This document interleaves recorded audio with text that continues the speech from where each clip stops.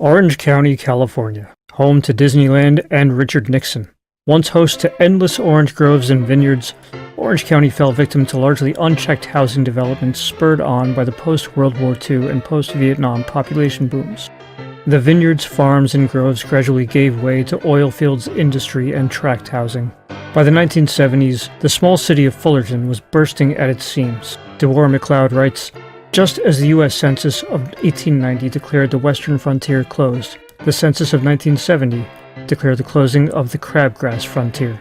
As young couples pursue the American dream of buying property, squeezing out a few kids, and keeping up with the Joneses, outlets for pent-up adolescent energy became more and more sparse. No longer content to just be silent trophies for their dysfunctional parents to display, the youth of 70s suburbia became just as, if not more, disenfranchised with society as their urban counterparts."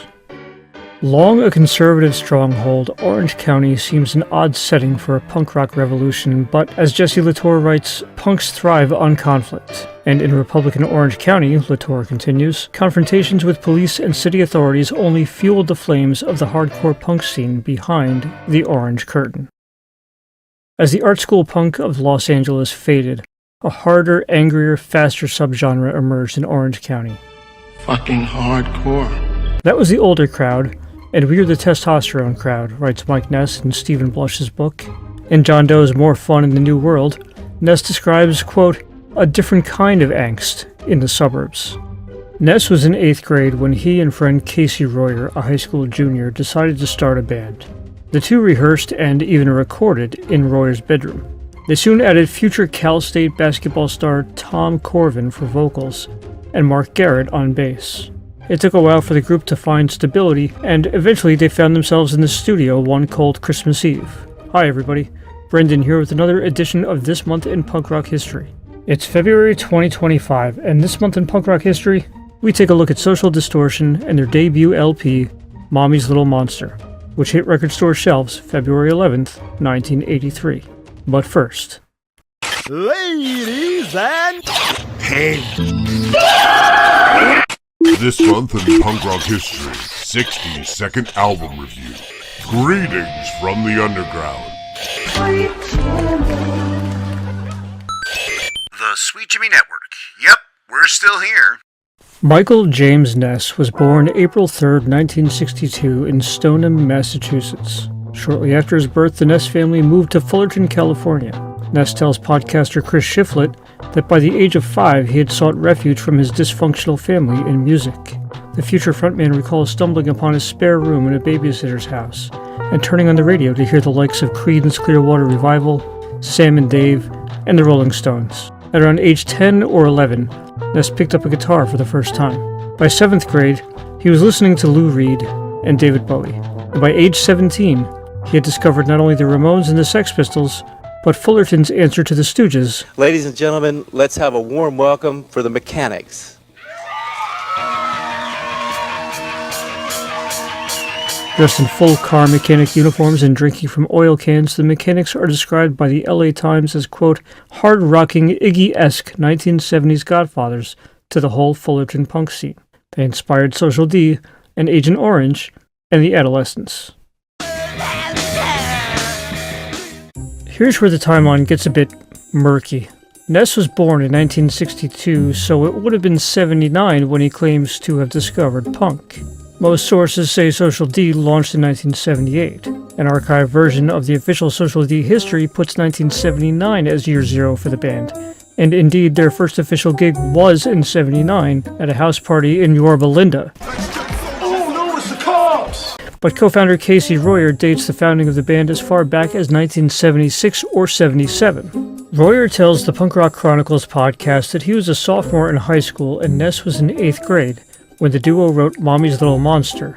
The two met at a Cal State Fullerton student community facility where they both worked. It was here, Royer says, that they met founding vocalist Tom Corvin, who went on to become a college basketball star and later a TV news reporter. Rounding out the original lineup was hippie bass player Mark Garrett, who was a student at Fullerton College. This lineup made their first recording on a boombox in Royer's bedroom.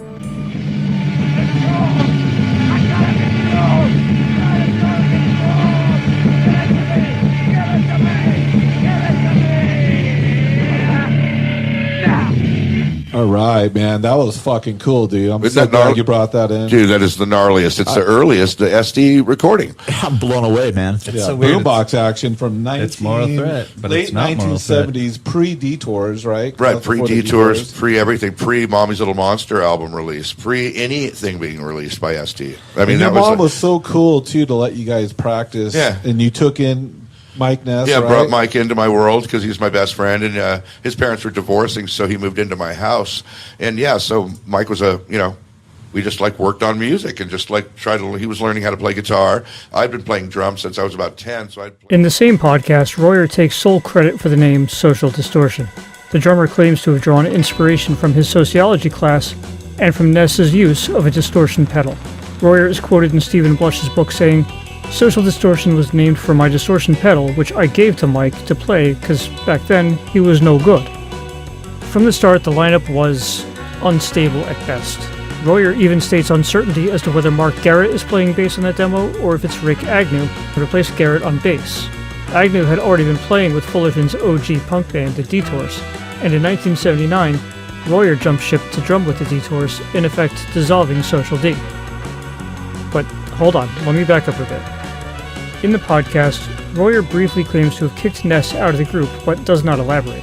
Agnew tells YouTuber Eric Blair that Garrett was violently kicked out of the band because Ness thought Garrett was too much of a hippie and wanted Agnew in the band. What happened was Mike Ness was just such a punk, and he was so into him and Dizzy. Dizzy was always like his side guy. Dennis Donnell was always hanging out with him. Didn't know how to play guitar yet or anything, but they decided that Marky wasn't punk enough. He was just a stupid hippie, and then now they got me, who was a punker that could play bass. So Mike was like, we're gonna get rid of that fucking hippie, get you in the band.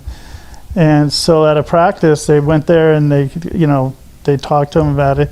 But then he comes out of the door and they're like beating on him, wailing on him. He's got like this bloody nose and everything, and he's just trying to cover up. I'm like, whoa, hey, you guys, man.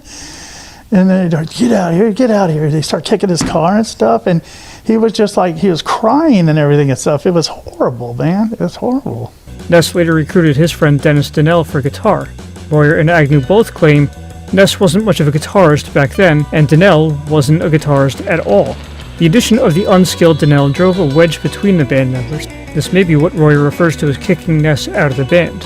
Team Royer carried on playing under the banner of Social Distortion, but so did Team Ness. That's right, at this moment in history, there were two Social Distortions playing the Orange County party scene. Social Distortion, in one form or another, gained enough popularity from playing mostly house parties that they were approached by Robbie Fields, who asked to record the group for his Posh Boy record label. The lineup for their debut recording, the single Mainliner backed with Playpen, was Ness on vocals and guitar, Donnell on bass, and John Carrot Stevenson on drums. Donnell was moved to bass because he still hadn't mastered all 6 strings on the guitar, and bass is just easier. By the time of Mainliner's release in November 1981, Carrot Stevenson had already been replaced by Derek O'Brien, and Brent Lyles was brought in to take over the bass duties, allowing Donnell to move to rhythm guitar. This lineup recorded the next SD release in October 1981, the EP 1945, which was released in 1982 on the band's own 13th Floor Records. That same year, they went on to their first legit tour.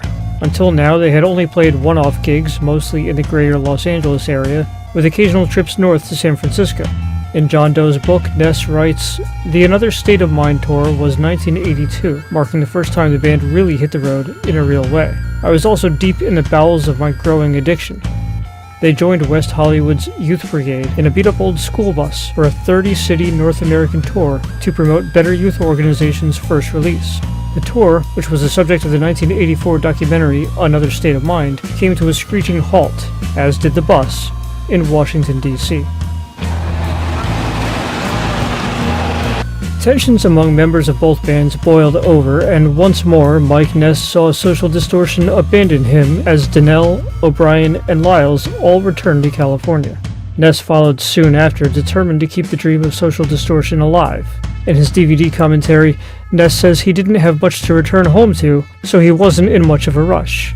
He also says that he didn't think the band would break up, despite them abandoning him 2,000 miles away from home. The rest of the band is gone. Our band can't finish the tour. So all I'd be stinking around for is roading for Youth Brigade. And I'd probably be getting in the way more than I would be helping. Upon returning home, reports Source Weekly, Ness had no place to live, and the instability of couch surfing pushed him, quote, headlong into drug addiction and being strung out on heroin. Ness was right. The band did not break up. Little is written about Social Distortion in autumn of '82, but it's safe to assume tensions were high. But the lineup remained intact for at least a few more months. In the film, Ness is seen working on a new song, which he says is at least partly inspired by the tour. The song, the name of which was used as the title of the film, made its way to Social Distortion's debut LP.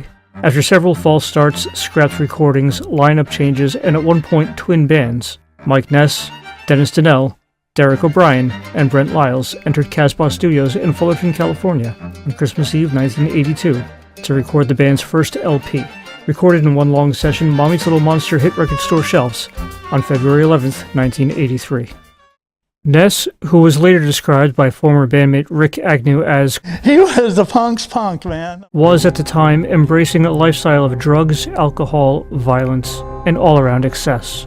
Ness himself recalls, after that album came out, I dove into heroin. He expresses a sense of camaraderie with his idols Keith Richards, Sid Vicious, and Marlon Brando. It came through the use of heroin. I was trying to hold a band together, Ness recalls, but I was in and out of county jails and detoxes. I'd get into 3 fights a night. Lyles and O'Brien eventually had enough of what we'll generously call Ness's poor decision-making and quit the band mid-set on New Year's Eve 1983. Stephen Blush writes, Mike got so high that he couldn't tour. Blush's book, American Hardcore, is chock full of Mike Ness fight stories, from Ness himself as well as his contemporaries. Tour mate Mark Stern of Youth Brigade recalls Ness, quote, got the shit beat out of him, literally, after throwing a bottle at Agnostic Front's Vinny Stigma. Steve Soto, founder of both the Adolescents and Agent Orange, remembers Ness spitting in the face of a cop who was breaking up a party at Ness's Black Hole apartment. Ness remembers a brawl in Connecticut, which earned him a black eye. It wasn't until he was jailed for a drug-fueled burglary in 1986 that he decided to get sober. I started at the bottom, Ness told Alternative Press, and ended up even a little lower. In 1988, Ness told MRR, what we did wrong was, when money came in, we didn't throw it back into the record company. I didn't have a job and needed money to support my habit, so rather than throwing the money back into the record company, we'd get our checks and party. In 2014, Ness said of the recording session, I don't even remember making that record. It was just a blackout. At the time of its release, Maximum Rock and Roll called the album excitingly punky pop. Today it is frequently labeled with accolades like era-defining, iconic, and masterpiece, and is often ranked among the top punk albums of all time. The aforementioned Source Weekly article reads, with the release of Mommy's Little Monster in 1983, they ceased to be underground and gave the band a name outside of Southern California. In a July 8, 1995 Billboard article, Craig Rosen reports that Los Angeles-based XXX Records re-released the album in 1990, thinking they had acquired the rights from the now-defunct band-owned 13th Floor Records. The article states XXX's purchase was somehow invalid, and the album quickly went out of print again. Mommy's Little Monster has had lasting cultural impact, with Stephen Wells noting its profound influence on the U.S. punk bands that followed.